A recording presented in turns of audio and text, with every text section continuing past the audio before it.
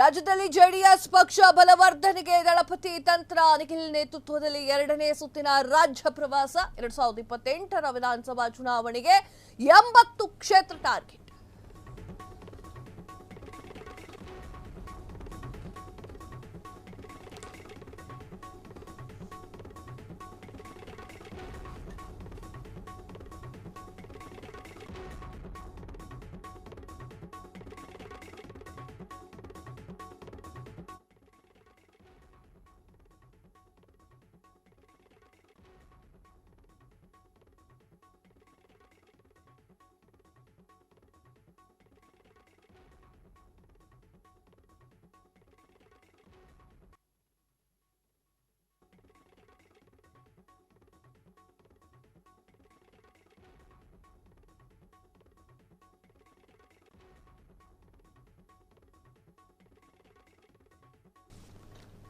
ರಾಜ್ಯದಲ್ಲಿ ಜೆಡಿಎಸ್ ಪಕ್ಷ ಬಲವರ್ಧನೆಗೆ ದಳಪತಿ ತಂತ್ರ ನಿಖಿಲ್ ನೇತೃತ್ವದಲ್ಲಿ ಎರಡನೇ ಸುತ್ತಿನ ರಾಜ್ಯ ಪ್ರವಾಸ 2028ರ ವಿಧಾನಸಭಾ ಚುನಾವಣೆಗೆ 80 ಕ್ಷೇತ್ರ ಟಾರ್ಗೆಟ್.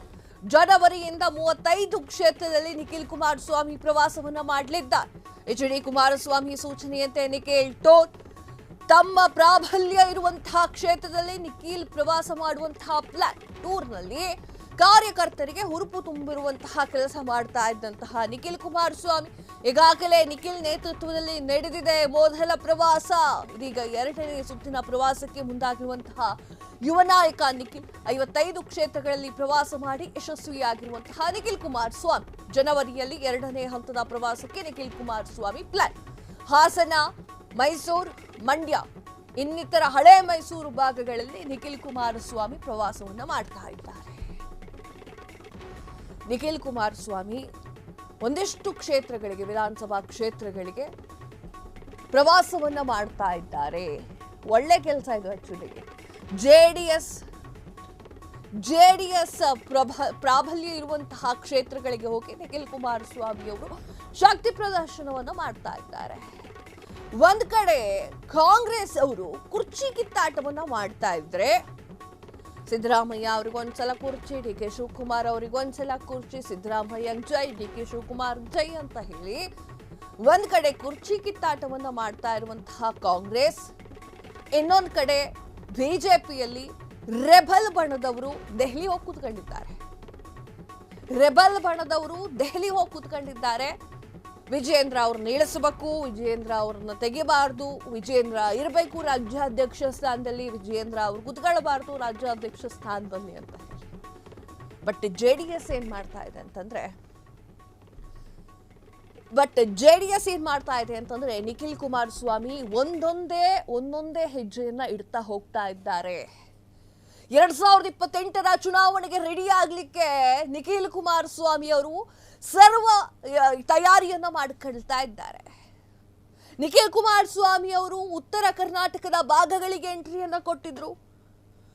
ವಿಧಾನಸಭಾ ಕ್ಷೇತ್ರಗಳಲ್ಲಿ ಹೋಗಿ ಅಲ್ಲಿರುವಂತಹ ಕಾರ್ಯಕರ್ತರನ್ನ ಎಚ್ಚರಿಸುವಂತಹ ಕೆಲಸ ಮಾಡಿದ್ರು. ನಿಖಿಲ್ ಕುಮಾರಸ್ವಾಮಿ ಅವರು ಅಲ್ಲಿರುವಂತಹ ಕಾರ್ಯಕರ್ತರಿಗೆ ಬೆಂಬಲವನ್ನ ಕೊಟ್ಟರು. ಈಗ ಆಲ್ರೆಡಿ ಒಂದಿಷ್ಟು ಕ್ಷೇತ್ರಗಳನ್ನ ನೋಡ್ಕೊಂಡು ಮಾತಾಡಿಸ್ಕೊಂಡು ಕಾರ್ಯಕರ್ತರ ಹತ್ರ ಜೊತೆಗಿದ್ದು ಬಂದ್ಬಿಟ್ಟಿದ್ದಾರೆ. 2023ರ ಚುನಾವಣೆ ನೋಡ್ಕೊಂಡ್ರು. ಎಷ್ಟು ಕ್ಷೇತ್ರ ಬಂದಿದೆ ಜೆಡಿಎಸ್ಗೆ? 19 ಕ್ಷೇತ್ರ. ಸಾಕಾಗಲ್ಲ, ಬರ್ತಾ ಕಮ್ಮಿ ಆಗ್ತಾ ಇದೆ. 2028ಕ್ಕೆ ಹಿಂಗಾಗಬಾರ್ದು ಅನ್ನುವಂತಹ ನಿಟ್ಟಿನಲ್ಲಿ ಜೆಡಿಎಸ್ ಎಲ್ಲಿ ತನ್ನ ಪ್ರಾಬಲ್ಯವನ್ನ ಹೊಂದಿದೆ? ಹಳೆ ಮೈಸೂರು ಭಾಗದಲ್ಲಿ ಜೆಡಿಎಸ್ನ ಮೀರಿಸಲಿಕ್ಕೆ ಸಾಧ್ಯ ಇಲ್ಲ.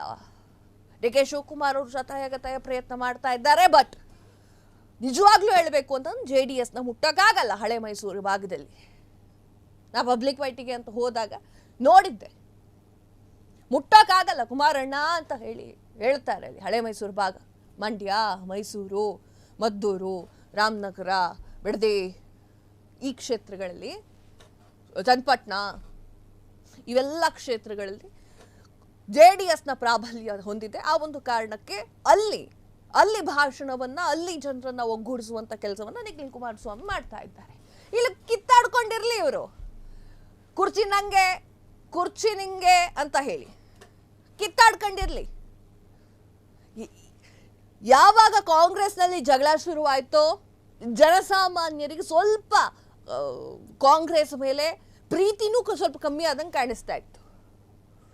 ನಿಖಿಲ್ ಕುಮಾರಸ್ವಾಮಿ ಅವರು ಈ ಕಡೆ JDS ಪಕ್ಷವನ್ನ ಕಟ್ಟಲಿಕ್ಕೆ ರೆಡಿ ಆಗ್ತಾ ಇದ್ದಾರೆ. ಇನ್ನು ಕಾಂಗ್ರೆಸ್ ಆಡಳಿತದಲ್ಲಿ ಇರುವಂತಹ ಪಕ್ಷ, ಕಾಂಗ್ರೆಸ್ ಆಡಳಿತ ಪಕ್ಷದಲ್ಲಿ ಒಂದ್ಸಲ ಅವರವರಲ್ಲೇ ಸರಿಯಾದ ಕ್ಲಾರಿಟಿ ಇಲ್ಲ. ಒಂದ್ಸಲ ನಿಖಿಲ್ ಕುಮಾರಸ್ವಾಮಿ ಅವರು ಹಾಗೆ ಆಗ್ತಾರೆ ಅಂತ ಹೇಳ್ತಾರೆ. ಕೆಲವೊಂದು ಶಾಸಕರು ಪತ್ರಿಕಾಗೋಷ್ಠಿಯಲ್ಲಿ ಮಾತನಾಡೋದು ನಾನು ನೋಡ್ತಾ ಇದ್ದೆ. DK ಶಿವಕುಮಾರ್ ಅವರು, ಸಿದ್ದರಾಮಯ್ಯ ಅವರು ಅಂತ ಹೇಳ್ತಾ ಇದ್ರು. ಸೊ ಆ ಒಂದು ನಿಟ್ಟಿನಲ್ಲಿ ಕಾಂಗ್ರೆಸ್ ಆ ರೀತಿಯಾಗಿ ತಲೆ ಕೆಡಿಸ್ಕೊಳ್ತಾ ಇದೆ. ಇನ್ನು ಬಿಜೆಪಿ ವಿಚಾರಕ್ಕೆ ಬಂದ್ರೆ ರೆಬಲ್ ಬಣ ದೆಹಲಿಗೆ ಹೋಗುವಂಥದ್ದು, ರೆಬಲ್ ಬಣ ವಿಜಯೇಂದ್ರ ಅವರು ಸೀಟ್ ಮೇಲೆ ಕುತ್ಕೊಳ್ಬಾರ್ದು ಅನ್ನುವಂಥದ್ದು ಎಲ್ಲವನ್ನೂ ನಡೆಸ್ತಾ ಇದ್ದಾರೆ. ಆದರೆ ನಿಖಿಲ್ ಕುಮಾರಸ್ವಾಮಿ ಅಂಡ್ JDS ಪಕ್ಷ ಇದೆಯಲ್ಲ, ಮುಂದಿನ ಎಲೆಕ್ಷನ್ಗೆ, ಮುಂದಿನ ಯುದ್ಧಕ್ಕೆ ವಿದ್ಯಾಭ್ಯಾಸ ಮಾಡ್ತಾ ಇರೋ ಥರ ಕಾಣಿಸ್ತಾ ಇದೆ Abhimanyu. So wait and watch ಏನಾಗುತ್ತೆ ಅಂತ ಹೇಳಿ ಎಲ್ಲ 2028 ಚುನಾವಣೆಯ ನಂತರ ನೋಡಿ. ಕ್ಷಣ ಕ್ಷಣದ ಸುದ್ದಿಗಳಿಗಾಗಿ ಫ್ರೀಡಂ ಟಿವಿ ಸಬ್ಸ್ಕ್ರೈಬ್ ಮಾಡಿ, ಲೈಕ್ ಮಾಡಿ ಹಾಗೂ ಫಾಲೋ ಮಾಡಿ. ಹೊಸ ಸುದ್ದಿಗಳ ನೋಟಿಫಿಕೇಶನ್ಗಾಗಿ ಬೆಲ್ ಐಕಾನ್ ಮೇಲೆ ಕ್ಲಿಕ್ ಮಾಡಿ.